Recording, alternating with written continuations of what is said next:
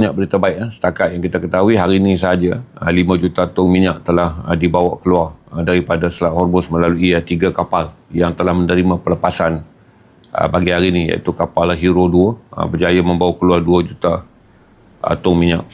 Kemudian Diona 2 juta tong minyak dan Sonia 1 juta tong minyak. Ini yang kita dengar daripada pagi sebab mereka belakang daripada kita kira-kira 5 jam. Berarti mungkin lebih banyak kapal yang dapat keluar ini. Dan harga minyak merudum pada paras yang sangat rendah, iaitu 77 dolar USD per barrel, iaitu kurang 4 dolar lagi untuk mencapai harga ketika sebelum perang, iaitu 70 ke 73 dolar USD per barrel. Ini menjadikan dunia dapat bernafas sikit. Dan untuk pengetahuan tuan-tuan, sekiranya perjanjian ini dapat ditandatangani pada 19 hari bulan Jun nanti, dia berkuat kuasa 60 hari untuk kedua-dua pihak mencapai perjanjian penyelesaian. Kerana perjanjian ini adalah perjanjian berfasa. Perjanjian pertama adalah Iran akan membuka Selat Hormuz, tentera Amerika akan berundur secara berperingkat, serangan akan dihentikan oleh kedua-dua pihak ke mana-mana lokasi, sekatan ke atas minyak Iran akan dibuka. Ini adalah berita yang ini adalah syarat yang kita anggap kata kemenangan bagi Iran 1-0 kerana mereka berjaya melalui perang, dan selepas perang perjanjian ini berjaya membebaskan mereka daripada sekatan ekonomi, walaupun tak sepenuhnya, tapi sekatan ke atas minyak dibenarkan. Dan saya jangka kata walaupun ada banyak titik kelabu, iaitu satu adalah Trump telah menyampaikan ucapan dia di Perancis, tapi saya fikir ucapan ini sangat bodoh untuk kita bincangkan, kerana dia mengatakan bahawa Iran harus menghentikan operasi ke atas Hezbollah dan dia akan meminta tentera Syria memerangi Hezbollah. Yang saya fikir kata tak ada asbab untuk kita jadikan perbincangan. Cuma saya fikir kata salah satu perkara yang mesti diselesaikan sebelum Iran datang dan bertemu dengan wakil Amerika di Switzerland adalah serangan pengunduran tentera Israel daripada tanah Lubnan, terutama daripada garis Sungai Litani 18 km daripada sepadan Bekaa Valley, yang mana Israel bertegas dia tak akan berundur. Dan Israel melancarkan serangan hari ini, tuan-tuan. 4 lagi kematian berlaku di Lubnan, di mana Israel nak menunjukkan bahawa dia tak akan patuh pada perintah Amerika menjelang hari-hari yang lebih kritikal. Perjanjian ini akan ditandatangani itu pada Jumaat. Tujuan Israel adalah untuk mengheret Iran terpancing dan kemudian menggunakan kegagalan Amerika mengawal Iran sebagai sebab untuk tidak perjanjian ini berjalan. Maka itu saya jelaskan kepada tuan-tuan, saya fikir Iran tak akan terpancing kerana Iran tak keluarkan respon mengenai kedudukan yang ada di Lubnan. Kemungkinan ini adalah fokus yang sangat tinggi untuk menyelesaikan dulu bahawa tanda tangan perjanjian perlu dibuat, MOU-nya perjanjiannya di Swiss, kemudian Iran akan mendapat manfaat Selat Hormuz dibuka. Kemudian ada 60 hari tempoh perjanjian ini untuk membolehkan Selat Hormuz dibuka pada lapang yang lebih luas, kerana sebahagian daripada kawasan dikesan ada periuk api yang ditanam oleh Iran dan tak selamat untuk kapal-kapal ini lalu. Dan Iran tak mungkin mematikan semua periuk api itu dalam tempoh yang cepat, kerana dia pun nak lihat apa yang akan berlaku dalam tempoh 60 hari selepas 19 hari bulan Jun bagi perjanjian-perjanjian yang seterusnya, terutama tuntutan Amerika untuk Iran menyerahkan uranium, kemudian tuntutan Iran untuk semua aset dan juga sekatan perdagangan penuh ke atas Iran ditarik balik. Dengan pulihnya Selat Hormuz, walaupun semalam saya dah jelas tak semua kapal boleh keluar secara mendadak kerana ada 1,200 kapal.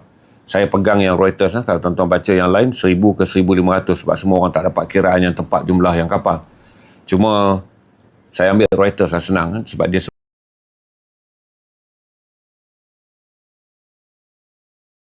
yang terjejas dan kapal ini akan keluar secara berperingkat-peringkat dari pelbagai pelabuhan. Kerana sebahagian kapal ini berada di pelabuhan Saudi, sebahagian kapal berada di pelabuhan UAE, Kuwait, Bahrain dan juga Oman, dan sebahagian kapal lagi adalah yang berada di pelabuhan Iran. Dengan pengeluaran penggiliran yang mungkin perlahan tapi dah cukup meyakinkan dunia dengan harga minyak turun ke 77 dolar USD, menjadikan perjanjian ini akan ada keperlahanan pelaksanaan sebab ada tempoh 60 hari selepas 19 hari bulan Jun. Tapi saya fikir masyarakat antarabangsa telah boleh menarik nafas lega. Sebenarnya perang dah berhenti. Kedua-dua pihak ada kesepakatan untuk menuju rundingan damai. Cuma dalam rundingan damai ini adalah penting untuk satu langkah kita lihat adalah bahagian Amerika agak rumit kerana banyak kali ini dia menjadikan dia sukar dipercayai, dan bahagian Iran pun agak rumit kerana Iran masih lagi menganggap bahawa dia tak akan buat sebarang bentuk langkah yang boleh menunjukkan rasa kalah kepada Amerika.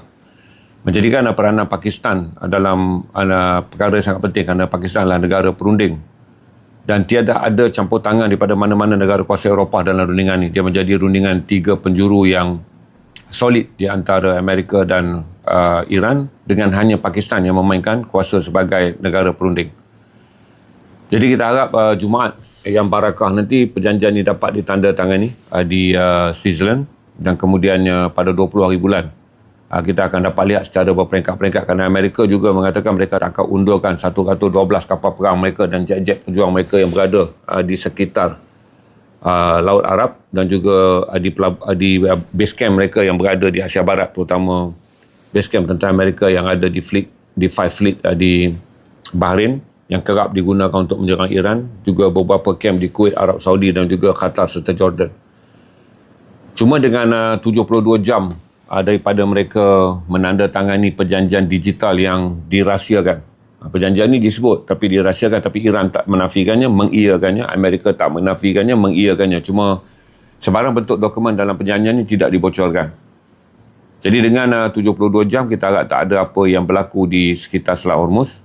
Cuma dalam 72 jam Amerika masih lagi tidak dapat memberi jaminan kepada Iran dia akan dia boleh menekan Israel untuk menghentikan serangan ke atas Lebanon. Dan Israel menunjukkan dia sabotaj perjanjian ini kerana dia tak berada dalam perjanjian ini. Jadi dia menganggap tindakan dia ke atas Lebanon adalah tindakan per-Israel. Tak perlu diikat oleh perjanjian di antara Amerika dan juga Iran. Tapi Iran mahu menggunakan kuasa Amerika yang mampu menekan Israel untuk menggeret Israel masuk dalam perjanjian ini secara tidak langsung dan menghentikan serangan dia ke atas Lebanon. Jadi antara yang boleh kita lihat, macam saya kata semalam, kita yang berada dalam dalam golongan penerima maklumat, kita adalah layer yang kedua. Yang mereka berada dalam layer yang paling atas adalah pemain ekonomi kerana mereka lebih dekat kepada maklumat tertutup. Jadi kita bergantung sedikit kepada respon. Satu adalah kenaikan saham di bursa-bursa antarabangsa. Yang kedua adalah penurunan harga minyak mentah Brent ke $77 USD sekarang. Semalam kita cek masih lagi 80, hari ini 77. Berarti sebelum perang ni harga adalah $70 ke $73. Berarti kalau besok harga ini menurun mencapai paras yang paling hampir, berarti bajet bagi kerajaan Malaysia untuk memberikan subsidi pada minyak akan kekal antara 500 juta ke 700 juta sebulan. Jadi tidaklah menjadi beban pada kerajaan untuk memikul 3 bilion subsidi kalau minyak naik ke $80 ke atas, 4 bilion kalau minyak melepasi $90, dan jadi 5 bilion kalau minyak melepasi $100. Jadi ini membolehkan dana negara dipulihkan daripada menanggung subsidi kepada operasi pembangunan. Walaupun kita jangka bahawa salah satu yang memberi impak besar adalah pendapatan negara adalah berasaskan pelancongan, 329 bilion yang kita rasa rumit untuk kita capai walaupun separuh 150 bilion. Kecuali dengan sokongan berterusan pelancong Singapura yang akan masuk. Kerana pelancong Singapura ni konsisten, dia akan masuk. Tetapi kalau untuk mendapatkan pelancong sasaran daripada Asia Barat dan daripada China yang juga menjadi penyumbang utama kepada sasaran 329 bilion pendapatan dengan 40 juta pelancong masuk ke negara kita, agak rumit.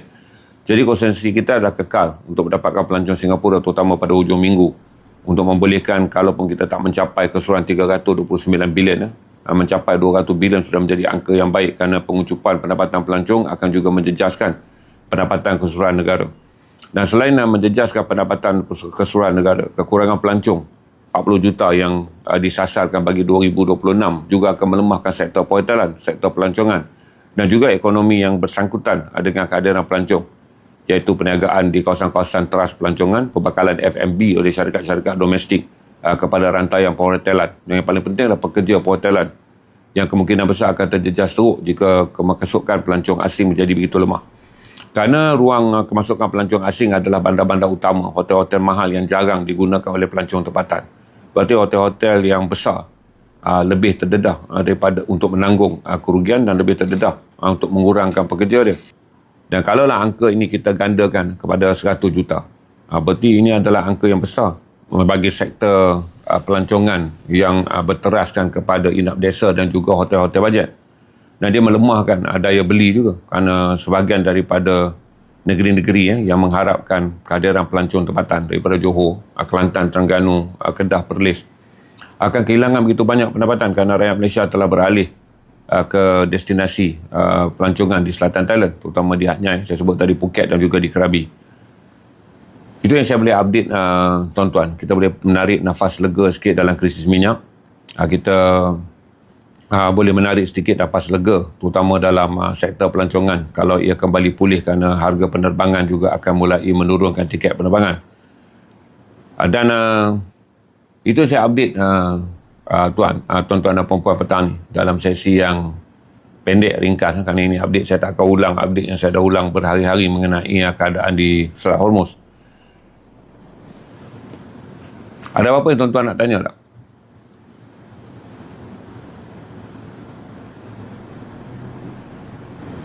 Itu je saya update geopolitik tu ya. Saya beritahu kata lagi satu di tebing barat. Israel dengan sombongnya mula membenarkan penyiaran gambar perampasan tanah-tanah orang Palestin yang berlaku dengan lebih berleluasa. Israel melancarkan lebih banyak video untuk menunjukkan kepada dunia bahawa mereka terus merobohkan tanah-tanah orang Palestin di Nablus dan juga di bahagian Jerusalem Timur. Dan Masjid Ibrahimi telah disahkan mereka ambil sepenuhnya. Berarti masjid yang menjadi salah satu masjid yang besar arti dia bagi orang Islam, iaitu di Hebron, dalam wilayah yang lebih hampir ke Jordan dan sedikit jauh daripada tepi barat ni. Saya mengesahkan masjid yang pada tahun 67 ada perjanjian separuh yang menempatkan kepentingan Israel diambil Israel, manakala separuh yang menempatkan kepentingan Islam diambil oleh Islam. Tapi Israel mengambil keseluruhan tanah masjid ni, dan berkuat kuasa mereka telah mengumumkan tak lagi membenarkan umat Islam mengunjungi Masjid Ibrahimi yang dulunya adalah masjid penuh milik Islam. Kemudian apabila Israel menjajah tebing barat pada tahun 1967, ada satu perjanjian, masjid ini dibahagi dua kerana penduduk Israel yang berada dalam kawasan tersebut kurang 1,000 orang. Jadi Israel menempatkan lebih ramai penduduk di situ. Cuma saya tak dapat data baru, tapi data menunjukkan bahawa mereka membina lebih banyak sektor perumahan, menggalakkan lebih banyak peneroka tanah untuk berpindah dan berada di Hebron, untuk menjadikan kawasan di sekitar Masjid Ibrahimi ni ataupun Masjid di Akhalin ni adalah kawasan majoriti orang-orang Israel, untuk mengukuhkan bahawa hak mereka untuk menguasai masjid yang terdapat makam-makam penting ni adalah hak mereka. Kerana ini adalah kawasan majoriti Islam, kerana orang Israel yang berada di situ kurang 1,000 orang. Sebelum ini mereka hanya datang secara berkala daripada Baitul Maqdis ataupun daripada wilayah-wilayah Israel yang wilayah-wilayah pendudukan Israel yang lain untuk menziarahinya. Tapi sekarang dia ada ambil penuh dan disahkan masjid ditutup, orang Islam dilarang. Masjid ini dikepung oleh polis dan tentera Israel bagi mengekang orang Islam daripada masuk menunaikan ibadah. Itu yang saya update pada tuan-tuan. Kalau ada soalan, kita soal jawab sebab kita free flow ni pada hari ni awal Muharram ni. Untuk nak tanya Gaza fasa 2, fasa 3, saya jawab juga lah, walaupun nampak tuan macam baru hari ni masuk. Sebab tiap-tiap hari kita update. Saya dah bagi tahu kata macam ni.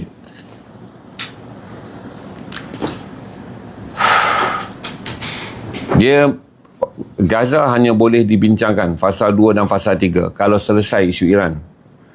Ini yang baru masuk, sebab tiap hari saya jawab. Yang mana tanya Prof tenang keluar terus. Siapa tanya Profesor, hari-hari saya tenang keluar. Saya minta maaf lah. Fasa 2 tak boleh dilaksanakan kerana tumpuan dunia adalah menyelesaikan dulu perang yang berlaku di Selat Hormuz. Saya dah bagi tahu dah jangka kepada tuan-tuan kedudukan 3 aliran. Pertama, kena selesaikan dulu isu di Selat Hormuz. Kerana ini adalah isu antarabangsa yang bersifat ekonomi. Kemudian kena patah balik dan selesaikan dulu isu Lebanon, kerana isu Lebanon menjadi syarat Iran untuk berhenti perang. Okey, hanya selepas itu je dunia boleh menumpukan balik pada isu Gaza. Kerana tak mungkin menyelesaikan semua perkara dalam saat serentak. Jadi saya dah brief kepada tuan-tuan, keadaan di Gaza adalah kekal teruk, lebih teruk daripada dulu. Walaupun tiada peperangan selepas ceasefire dicapai daripada 10 hari bulan Jun 2025. Berarti bekalan makanan tak masuk sejak 7 hari bulan. Israel sampai hari ini menjelaskan mereka tak membenarkan truk bantuan makanan masuk sejak 7 hari bulan Jun. Ketika 6 bulan perjanjian ini dibuat, pada 10 hari bulan Jun sampailah hujung bulan April, purata telah pun dikeluarkan. Purata lori yang dibenarkan masuk telah dikeluarkan oleh PBB, iaitu 145 ke 170 lori dibenarkan masuk sehari ketika rakyat Gaza memerlukan 600 lori. Bila perang berlaku pada bulan Mac, April ni Israel kurangkan. Dia hanya benarkan 75 truk masuk setiap hari. Bila bulan Mei, dia dah tahu kata dunia tidak dapat memberi perhatian pada Gaza. Dan dia tahu bahawa dunia menumpukan untuk menyelesaikan dulu isu perang kerana Amerika terlibat secara langsung dalam perang Iran. Iran terlibat secara langsung dalam menyerang Israel. Israel melibat secara langsung untuk menyerang Iran. Menjadikan isu Gaza tenggelam dan berada dalam paras yang ketiga. Dan tak mungkin dibincangkan sekarang. Kerana semua negara yang terlibat sedang membincangkan dulu menyelesaikan isu perang di Asia Barat kerana kesan minyak ni menjadi kesan global. Saya dah jelaskan banyak kali bagi masyarakat dunia. Kenapa orang Islam kena mainkan peranan? Kerana masyarakat dunia melihat isu Gaza adalah isu kemanusiaan. Manakala isu perang Hormuz adalah isu ekonomi. Tentulah semua negara yang memikirkan kepentingan ekonomi akan melihat Iran ini sebagai penting. Kerana dari segi kuasa negara. Kerana setiap kuasa negara, kerajaan dia bertanggungjawab ke atas ekonomi rakyat dia. Sebab tu Iran, Gaza hanya suara masyarakat sivil je yang konsisten. Menekan kata jangan diabaikan, kerana Israel memang mahukan perang Iran ini berpanjangan bagi membolehkan Gaza fasa 2 dan fasa 3 gagal. Israel memang akan memperpanjangkan perang dia di Lebanon bagi membolehkan perampasan tanah di tebing barat dan juga isu untuk menyelesaikan pembentukan Palestin merdeka melalui siri Gaza 1, Gaza 2 dan Gaza 3, dan kemudian pada 2027 memulakan rundingan. Hujung 2027 memulakan rundingan ke arah bentukan Palestin merdeka. Jadi setiap hari saya jelaskan pada tuan-tuan, kenapa saya tak update tentang Gaza. Gaza ni adalah perkara yang kekal, iaitu makanannya kurang, kehidupan rakyatnya kembali susah. Walaupun dunia menyediakan secara steady sekarang 6,000 truk, dan Mesir mengatakan dia boleh membekalkan 18,000 truk masuk kalau pintu ni dibuka. Berarti kalau sehari 600 truk, 10 hari 6,000 truk, sebulan 18,000 truk. Mesir kata dia boleh sediakan. Tetapi oleh kerana Israel menutup pintu Karem Abu Shalom, dan kemudian dunia tak boleh menyelesaikan masalah Gaza kerana ada masalah lebih besar. Sebab masalah ekonomi ini adalah masalah yang dipanggil sebagai masalah global. Dan orang ambil berat tentang ekonomi kerana ini mengganggu perut mereka sendiri. Masalah Gaza ni dia malah masalah hati. Kesian je boleh tolong, tak kesian tak payah tolong. Sebab Gaza tidak punya nilai ekonomi kepada negara-negara bukan Islam. Selama ini mereka mencampurinya kerana isu ini adalah isu kemanusiaan. Orang Islam mahu membantunya kerana isu adalah isu saudara Islam. Tapi kuasa untuk membincangkannya tak bergantung kepada 57 buah negara Islam. Yang sebahagian besar negara Islam juga bermasalah. Maka saya dah selalu bagi tahu pada tuan-tuan, isu Gaza fasa 2 dan fasa 3 tak dapat dilaksanakan. Malah Israel telah melanggar fasa 1 pun. Dengan masuk dan kemudian mengambil alih 60% daripada wilayah Gaza. Kalau ikut pembahagian sebelum dia berubah ni, Gaza telah berada dalam 48% wilayah yang dikuasai oleh orang-orang Palestin. Pada perjanjian fasa 1. Tapi baru ni ketika perang berlaku, Israel mencuri tanah tersebut dan dia ambil dan tinggal 40% je. Jadi kalau tuan-tuan tanya tentang isu Gaza, waktu perjuangan kita untuk meningkatkan kesedaran tentang Gaza, tuan-tuan tak ambil berat. Sumut kotel lah, semut kemut lah. Kerana tuan-tuan merasa bahawa menyerang kami ini lebih penting daripada bercakap tentang isu Gaza. Jadi apabila orang nak mengingatkan Gaza ini telah terhindar daripada perbincangan dunia dengan kuasa masyarakat sivil, dia dihina. Sekarang tak ada siapa pula tukang-tukang yang hina tu kata jalan darat masuk melalui Rafah. Dia tak sebut. Sebab tu kenapa masyarakat sivil pergi berusaha untuk bercakap tentang Gaza, untuk membolehkan. Sebab orang dah boleh ukur dah. Tak payah cakap tentang perang Iran. Kerana perang Iran, perang ekonomi. Seluruh dunia akan bercakap kerana semua orang mula merasa bimbang kalau kocek mereka ditipiskan oleh kesan ekonomi. Semua orang akan merasa bimbang kalau kesesatan hidup mereka dijejaskan oleh isu ekonomi. Jadi bila kita buat isu mengenai menjedarkan isu Gaza untuk remain dia kekal sebagai isu yang diperkatakan. Untuk membolehkan dunia melihat. Sekurang-kurang masyarakat awam melihat. Tapi semua orang anggap, kenapa nak pergi kerja ni sia-sia. Sekarang ni orang mana menyerang tu dia tak bercakap dah. Dia bercakap balik pilihan raya tentang Negeri Sembilan, tentang pilihan raya di Johor. Itu saya jelaskan kenapa dulu kita kena kekal untuk bercakap tentang isu Gaza. Cuma hari ni saya jelaskan kepada tuan-tuan. Tiap-tiap kali saya update. Cuma tiap-tiap hari saya update. Jadi orang tak masuk. Jadi bila masuk, dia tanya balik. Pakistan Palestin, dia tanya balik Gaza. Kalau tuan-tuan konsisten tahu bahawa saya bercakap tentang isu Gaza, kawan-kawan pun tak mau potong video. Sebab potong video Gaza ni tak akan dapat jam. Tak akan dapat up. Dia potong video Selamat Asrin. Dia potong video kata-kata hikmah. Sebab semua orang, termasuk tuan-tuan sendiri yang menonton dan menjadi tukang potong video. Tuan-tuan tak nak potong video. Video hanya dapat reach 1,000, video dapat 2,000. Sebab tuan-tuan tidak berjuang untuk Gaza. Tuan-tuan berjuang untuk hidupkan akaun tuan-tuan. Tuan-tuan berjuang untuk mendapatkan numbers followers tuan-tuan. Tinggallah tuan-tuan rasa buat apa potong. Kalau dapat 5. Makalah ukuran untuk Gaza di kalangan rakan-rakan yang pakai video pun, dia tetap mengukur sama ada dapat sambutan ataupun tidak. Tuan-tuan pun tak ukur ini tanggungjawab agama. Berkata walaupun seorang mendengarnya. adalah baik di kalangan orang Islam. Membela seorang walaupun seorang yang mendengarnya adalah bagus. Tuan-tuan tak nak pakai sebab video tak dapat numbers.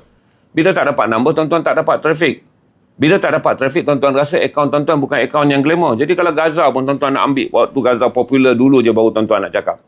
Baru tuan-tuan nak share video. Gaza yang dulu saja. Baru tuan-tuan nak bercakap tentang tuan-tuan adalah orang yang mementingkan saudara Islam di Gaza. Jadi rumit. Sebab akaun tuan-tuan ni ditentukan oleh sama ada dapat trafik. Bukan ditentukan oleh kerana tuan-tuan berpegang pada prinsip sayangkan saudara seagama. Akaun ni ditentukan oleh berapa banyak orang komen. Jadi bila tuan-tuan kata Gaza itu menjadi sunyi, tuan-tuan memilih untuk bersunyi. Itu menjadi rumit dia. Saya hari-hari bercakap tentang Gaza. Tapi rakan-rakan ni potong. Saya pergi melawat orang kedai makan pun tuan-tuan potong. Sebab dah jamin dah tuan-tuan akan dapat 1,500 like. Dah jamin dah tuan-tuan akan dapat sekurang-kurangnya 30,000 view. Saya lawat kedai makan orang, tak payahlah review. Kalau saya nak review, saya pergi tuan-tuan. Berarti tuan-tuan yang tak bercakap, saya bercakap hari-hari tentang Gaza. Dan video-video yang banyak tentang Gaza pun tuan-tuan tak share. Banyak video tentang Gaza. Saya tengok share 400 lebih, 300 lebih. Video masuk dengan banyak. Terutama kempen yang dilancarkan oleh NGO Malaysia untuk menjelaskan tentang keadaan di Gaza. Mereka mempunyai gambar-gambar yang sangat okey. FB benarkan video tu share sebab paid. Di mana badan-badan NGO di Malaysia ni bayar kepada FB sebagai ad untuk bolehkan video tu jalan. Tuan-tuan pun naik video tu atas tuan-tuan. Tapi tuan-tuan pun tak nak share. Sebab tuan-tuan rasa dia ada masalah di sini tentang hal Gaza. Tuan-tuan memikirkannya sama ada kita mendapat perhatian ataupun mendapat popular tentang Gaza. Itu menjadi masalah yang paling besar sekali. Orang-orang yang pegang akaun-akaun pro-Palestin ni pun dia banyak pegang kalau ada gambar Ziari, kalau ada gambar sumut, baru dia nak share. Sebab dia berpegang kepada masalah yang kemudiannya menjadikan kesusahan pada kita semua adalah siapa yang akan menjelaskan video tentang Gaza. Kalau tuan-tuan semua pemegang akaun pro-Palestin pun asyik bercerita tentang aktiviti orang ni dah balik Malaysia. Itu menjadi masalah besar. Setiap hari saya bercakap tentang Gaza, saya tengok tak ada orang share. Saya sebut je Selamat Asrin, tuan-tuan akan potong. Saya sebut je sekejap lagi tentang perkara-perkara lain, tuan-tuan akan potong. Menjadikan konsistensi tuan-tuan dalam perjuangan mengenai Palestin juga bergantung kepada apa dipanggil pandangan populis. Bila benda tu dapat perhatian, boleh tunggang sedikit video Zahri, boleh tunggang sedikit video rakan-rakan Sumun untuk menghidupkan akaun tuan-tuan, tuan-tuan akan tunggang. Maka akhirnya masalah Gaza ni jadi terbabas. Dan orang pun menyampah. Dan kesan dia adalah orang menyampah pada kami dengan mengatakan kami ni hari-hari bercakap tentang diri kami. Tentang kami pergi makan dekat mana, kami melepak dekat mana. Sedangkan setiap hari saya bercakap tentang Gaza. Setiap hari saya update tentang Gaza. Dan damage control saya tak boleh buat. Sebab itu adalah pilihan tuan-tuan nak potong. Saya takkan boleh hari-hari pergi mengadu dekat TikTok. Video ni tolong turunkan dia tak ambil copyright kerana saya tak gembira kerana tuan-tuan bercakap perkara yang bukan Gaza. Saya tak larat. Tak larat dah. Kita ada banyak kerja lain nak buat. Kita nak research bahan perkembangan geopolitik. Kita ada kerja lain. Sekarang kita dah masuk pula secara aktif untuk membantu peniaga-peniaga Melayu daripada kelas penjajah menaikkan taraf hidup mereka melalui kolaborasi digital 1 dan 2 Ogos di Sabak Bernam. Kita nak anjurkan festival penjajah kecil dan kolaborasi dengan semua influencer Malaysia bagi membolehkan industri kecil milik pakcik-pakcik dan makcik-makcik penjajah kampung daripada kawasan pedalaman ini mendapat trend di media sosial. Menjadikan bukan masalah kita tak bercakap. Masalah rakan-rakan menggunakan semua benda tentang sumut ni adalah the glamorous of sumut, the lifestyle of sumut. Orang pun jadi menyampah, saya pun jadi menyampah. Saya sendiri skip dan tengok apalah. Letak tembikai logo. Dulu promote diri sebagai akaun pro-Palestin. Tapi tuan-tuan mencari benda yang mudah untuk mendapatkan attraction, melupakan bahawa attraction sebenar adalah Gaza. Gaza berada dalam keadaan yang sangat teruk sekarang. Kalau tuan-tuan tengok video yang dikeluarkan oleh banyak NGO antarabangsa untuk mereka buat fundraising di barat. Maksudnya NGO barat ni dia nak buat fundraising di barat kerana dia tahu Gaza berada dalam keadaan susah. Maka video-video ni masih ada dalam bahasa Inggeris. Masih ada. Masih kekal dan masih lagi berjalan dengan baik. Tapi oleh kerana tak banyak orang Malaysia tekan share video tu, berarti video tu tak dianggap sebagai ada demand dalam tontonan di Malaysia. Maka dia bergerak dalam tontonan di luar. Jadi oleh kerana saya selalu lalu je video tu, saya tahu saya pun tak larat nak tengok sedih kan. Saya tekan je like. Saya komen. Thank you for supporting Palestine. Menjadikan isu Gaza hari ni fasa 2 dan fasa 3 ni bukanlah tuan-tuan tak tahu. Saya dah sebut hari-hari tak ada orang nak potong. Sebab dengar Gaza je orang jadi allergic. Jadi tuan-tuan hidup di atas Apa yang orang ramai nak? Balik pada saya kata tadi kan, buat kerja untuk Gaza ni adalah kerana cintakan saudara Islam, mengharapkan reda Allah. Gunakan media sosial supaya ada reda Allah pada kita, supaya tidaklah kita bermain media sosial ni dalam jangkaan orang kata hanya untuk berseronok dan berpoya-poya. Jadi itu rumit dia. Saya dah jelaskan kepada tuan-tuan, kena selesaikan dulu masalah di Iran bagi membolehkan semua negara-negara. Sebab dalam dunia ni sama perangai, macam tuan-tuan dan juga macam orang lain, macam saya barangkali. Kita nak selesaikan isu minyak ni sebab masalah dia sampai ke lubang hidung kita. Harga barang menjadi mahal, subsidi kerajaan menjejaskan pembiayaan kepada sektor kerajaan, pendapatan menjadi rendah, orang hilang kerja. Sebab dia adalah masalah perut kita, kenyang ataupun tidak. Apabila perut kita terjejah, tuan-tuan, hati kita menjadi gelap. Sebab kita kata kena isi perut kita kenyang dulu, baru boleh cerita tentang Palestin. Sebab Palestin ni isu dia tentang hati, dia tak ada nilai ekonomi pada dunia. Palestin ni dibunuh, sebab tu dia 78 tahun. Menjadi isu yang terabai dan diabaikan. Cuma apabila tahun-tahun manusia dah kenyang, dia ada banyak masa lapang, barulah boleh disumbat kepada manusia ni kesedaran. Ketika kamu kenyang, ada orang lapar, baru dia sedar. Tapi kalau manusia ni dia sedikit lapar, dia tak peduli orang lain mati. Semak dia nak diri dia kenyang dulu. Dan ini yang terjadi apabila kita membincangkan isu Gaza sekarang. Dan saya pun nak bagi tahu pada tuan-tuan, stoplah daripada berkongsi bahan-bahan sensasi. Saya pergi makan kedai mana pun, tuan-tuan ambil video. Saya pergi duduk dekat Gaza tu, dilupakan. Bila orang tengok, video tu bukan saya post, tuan-tuan yang post. Maka orang rasa menyampah. Orang rasa orang-orang pergi sumut ni balik, dia pergi makan dekat mana pun jadi perhatian. Dia pergi dekat mana pun jadi perhatian. Dia jumpa siapa pun jadi perhatian. Perbuatan tuan-tuan lah yang sebenarnya merosakkan semua benda, tapi saya tak boleh kawal. Sebab tuan-tuan memilih untuk potong. Saya pun tak larat lah nak adu dekat TikTok, tolong turunkan video ni copyright saya. Kerana kalau saya adukan, akaun tuan-tuan kena benam terus. Tapi tuan-tuan ada akal yang waras, tuan-tuan boleh fikir lah. Tuan-tuan pun boleh fikir. Kata, apa tujuan tuan-tuan buka akaun dulu dengan konsep pro-Palestin? Apa tujuan dia? Kalau tuan-tuan nak traffic, daripada awal, tuan-tuan cari je benda yang boleh buat traffic. TikTok tak, untuk algoritma Gaza tak ada traffic. Dia adalah kisah perjuangan. Satu hari 5 orang tengok, okey, 5 orang share. Sebab kita tak nak suara dia dimatikan. Setiap hari tuan-tuan akan dapat sumber mengenai Palestin. Saya dah beritahu banyak kali dah. Foto-foto tuan-tuan boleh ambil, rewrite. Macam mana tuan-tuan nak rewrite? Hari-hari tuan-tuan dah ada ChatGPT, smart ChatGPT. What update on Gaza today? Masuk ChatGPT tu. Dia bagilah dekat tuan-tuan 3-4 para. Kemudian tuan-tuan translate je. Tuan-tuan kau baiki ayat, tuan-tuan post. Letaklah gambar 3-4 keping. Untuk mengekalkan konsistensi. Sebab tuan-tuan buka dulu, itikad tuan-tuan, niat tuan-tuan, hajat tuan-tuan, kemahuan tuan-tuan datang untuk Palestin. Tapi kemudian tuan-tuan pun jadi lebih gairah daripada influencer pula. Nak akaun tuan-tuan tu. Sebab malam-malam tuan-tuan duk tengok video tu dapat numbers ke tidak, berapa orang komen. Tuan-tuan pun terhasut sama untuk menjadi orang-orang yang kemudiannya mengejar populariti di media sosial. Walaupun niat mula tuan-tuan. Itu masalah kita buka media sosial. Kita ada satu perkataan, bila diuji Tuhan ataupun diuji numbers. Diuji numbers lah. Tersebut diuji Tuhan, diuji angka. Awak keluar je video ni tinggi. Gaza ni kurang dapat 1,000, awak rasa penat kerja awak itu hari. Awak melabur, kisah saya pergi makan. Dekat kedai Ardel. Awak tak dapat apa pun. Sebab isi ramah awak ni adalah tentang Gaza. Naik video tentang Gaza, walaupun nak pakai muka saya hari tak larat. Buatlah kerja sikit. Sebab banyak pun page-page yang membenarkan foto mereka dipakai secara percuma. Orang tak pegang banyak copyright foto Gaza. Sebab orang-orang yang ambil foto pun niat dia nak berdakwah dengan Gaza. Tuan-tuan boleh pakai foto dia. Kemudian tuan-tuan susun, lepas tu ambil report of the day. Dia akan bagi. Kalau tuan-tuan malas lah, AI akan bagi pada tuan-tuan. Lepas tu sumber tu boleh dicari. Sebab bawah laporan tu dia akan sebut. Ini keluaran daripada Al Jazeera. Ini report daripada Wafa. Ini report daripada Middle East Eye. Ini report daripada Cradle. Lepas tu tuan-tuan pergi saja ke Google Translate. Dia translate kan tuan-tuan betul je ayat dia. Kemudian tuan-tuan letak. Satu.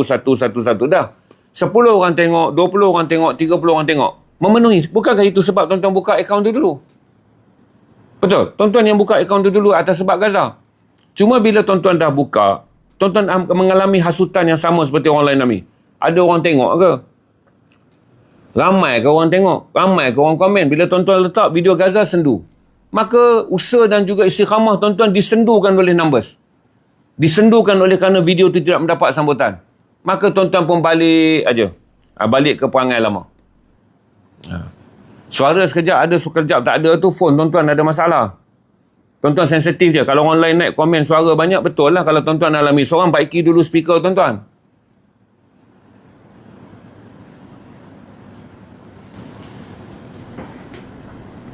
Maka saya ingatkan tuan-tuan, tuan-tuan buka dulu untuk apa? Daripada 2023, akaun tuan-tuan ada yang kena benam, tuan-tuan buka-buka. Tapi tuan-tuan buka apa? Kalau tuan-tuan buka untuk numbers, kemudian tuan-tuan dikecewakan pada malam hari kerana video tu tak ada angka. Kecil ujian Allah untuk tuan-tuan. Hanya tak dapat numbers je. Orang Gaza kekal, ujian dia besar.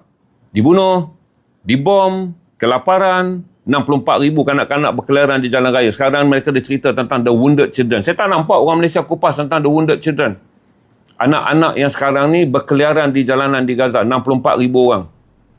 Okey, ni kenyataan daripada PBB melalui United Nations, UNICEF kanak-kanak. Tak ada siapa pun carry tentang the wounded children. Dia bukan orang yang cedera dalam peperangan, tetapi dia nak pergi tumpang dengan orang lain pun orang susah. Dia nak duduk dalam kemah orang lain pun orang susah. Dia nak dapat makanan daripada ibu-ibu yang lain pun susah menanggung anak sendiri. Maka the wounded children ni, yang kehilangan langsung tak ada keluarga mereka yang masih hidup, 64,000 orang. Tak jadi perbincangan di Malaysia. Walaupun the wounded children ni dibangkitkan dan sangat popular di Eropah. Kalau tuan-tuan tak percaya saya berbohong dengan mengatakan tuan-tuan tak mengambil berat, tuan-tuan tengok saja the wounded children. Lepas tu tuan-tuan tengok semua page dan semua sektor yang beri perhatian. Semua datang daripada barat. Kempen tentang the wounded children, kempen yang baru untuk menyedarkan dunia. Palestin bukan saja meninggalkan kesan kecederaan kepada 170,000 orang. Bukan saja menyebabkan 72,000 menjelang 73,000 orang. Palestin, dia ada isu tentang the wounded children yang Eropah jumpa dan masyarakat barat sedang berkempen kuat.